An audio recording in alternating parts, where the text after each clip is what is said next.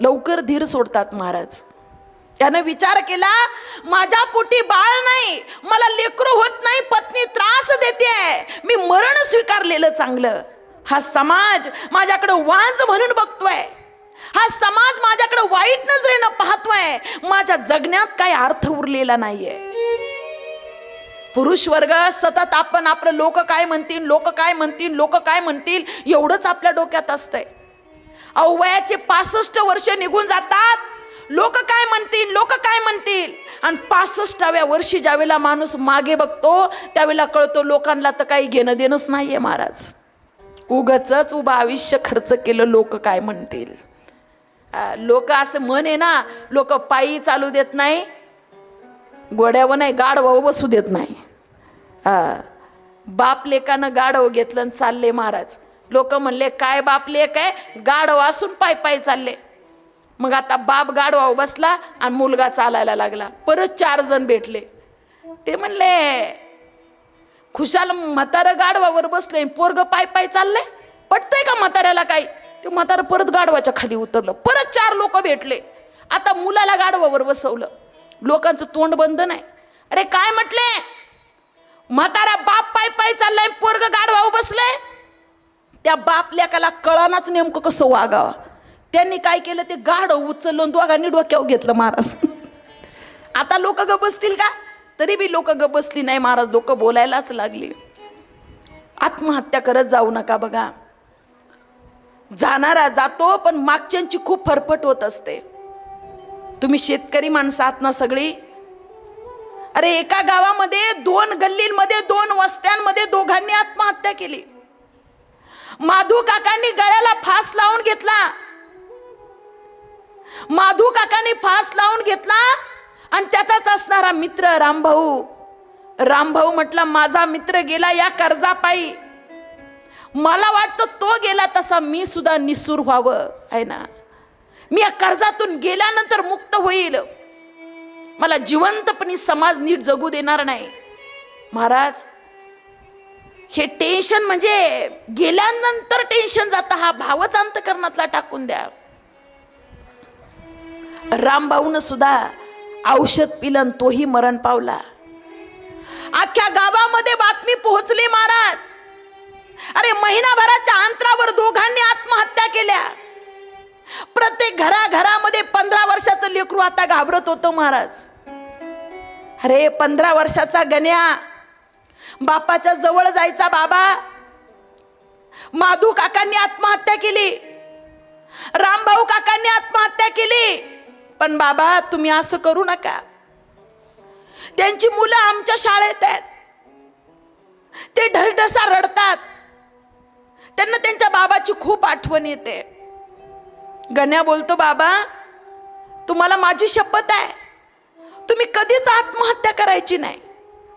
आपल्याला त्या बँकेवाल्याला कर्ज द्यायचंय ना, आपण काहीतरी करू.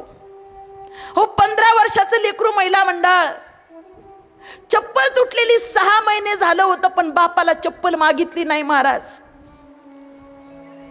घराच्या समोर कपडे वाळवणारे असणारी दोरी सुद्धा ते 15 वर्षाचं लेकरू दोरी सोडली, त्यानं लपून ठेवली का, बापानं तो फास लावून घेऊ नाही म्हणून. अरे मुलीसाठी बांधलेला तो झोका, तो सुद्धा त्या 15 वर्षाच्या गण्यानं तो त्याच्या दोऱ्या कापून घेतल्या. माझा बाबा कोणी नसलं तर त्या दोरीनं त्या ठिकाणी फास घेईल म्हणून. ज्या दिवशी वावरात फवारणी असायची ना पुरुष वर्ग, त्या दिवशी हा गण्या शाळेत जातच नव्हता महाराज. का, अरे मनात आलं त्रास झाला तर फवारा मारता मारता जसे ते काका औषध प्याले ना, तसे माझे बाबा औषध पितील ही भीती त्या लेकराच्या अंतकरणात बसली होती. बाबानं सांगितलं होतं पहिला नंबर आल्यानंतर तुला दप्तर घेऊन देईल, पण आता दप्तराची चाळण झाली होती तरी लेकरानं बापाला दप्तर मागितलं नाही. का, पैसे खर्च होतील म्हणून. अरे रात्री बापाच्या अंगावर हात टाकून झोपावा 15 वर्षाच्या लेकरानं. थोडा हात बाजूला गेला का 15 वर्षाचा गण्या त्या घामाने भिजायचा का, त्याला वाटायचं बाबा निघून गेला का काय. एवढी धास्ती त्या लेकरांच्या अंतकरणामध्ये बसत असते महाराज. मरून या जगातले कुठलेच प्रश्न त्या ठिकाणी सुटत नाही. मला माहिती आहे वेळ त्या ठिकाणी झालेला आहे, पण एक 5 मिनिटं अजून घेते.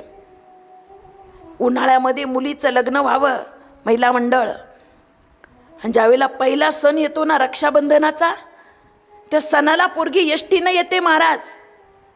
बाप तिला घ्यायला येतो. एकुलती एक मुलगी डांगाढोंगात लग्न केलेले, गावाने चांगलं म्हणावं याच्याकरता.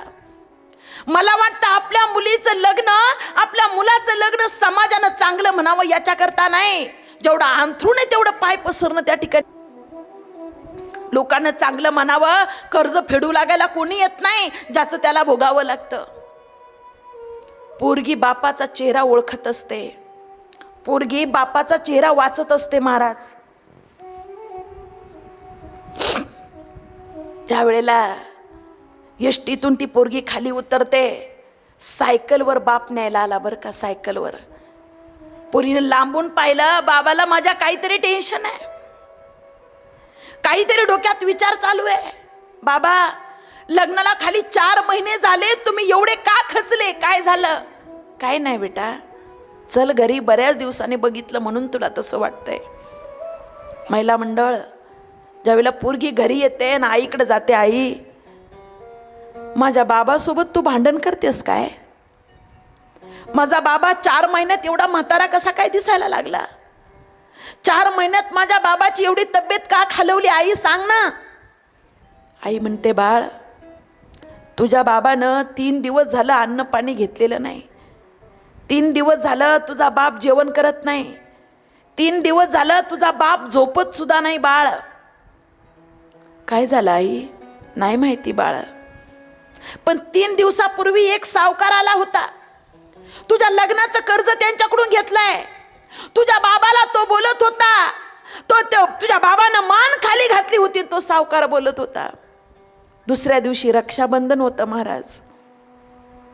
महिला मंडळ, मुलीला कळालं, ज्या अर्थी बाप जेवण करत नाही, ज्या अर्थी बाप झोपत नाही, त्या अर्थी बाबाच्या मनात काहीतरी वेगळा विचार चालू आहे.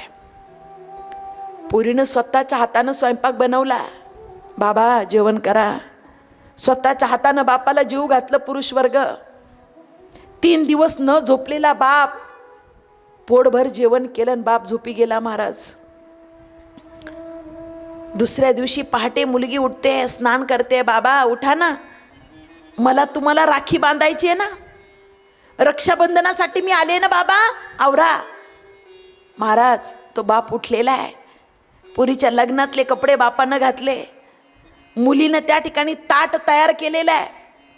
मुलगी बापाला ओवाळते, मुलगी बापाला गंध लावते, मुलगी बापाला अक्षता लावते. महिला मंडळ, मुलगी बापाच्या मस्तकावरून त्या ठिकाणी ती राखी फिरवते, ओवाळते. पण तिच्या लग्नात दिलेले सगळे दागिने पोरीनं त्या ताटात काढले होते. लग्नात दिलेले सगळेच्या सगळे पैसे पोरीनं ताटात काढले होते. ती पोरगी बापाच्या मस्तकावरून ते पैसे ओवाळीत होती. पोरगी बापाच्या मस्तकावरून त्या ठिकाणी ती सोनं ओवाळीत होती महाराज. फाटक्या कोपरीच्या खिशातून 100 रुपयाची नोट बापानं काढावी आणि पोरीच्या ताटात टाकावी. पोरीनं बापाचा हात धरावा आणि सांगावं, बाबा मला तुमचे पैसे नको आहे, पण 3 दिवसापासून तुमच्या मनात जो आत्महत्येचा विचार चालला ना, तो विचार एकदा पदरात टाका बाबा, दुसरं मला काही नको आहे. आत्मदेव ब्राह्मण त्या ठिकाणी वनामध्ये जातोय, साधू बाबा त्या ठिकाणी भेटताय.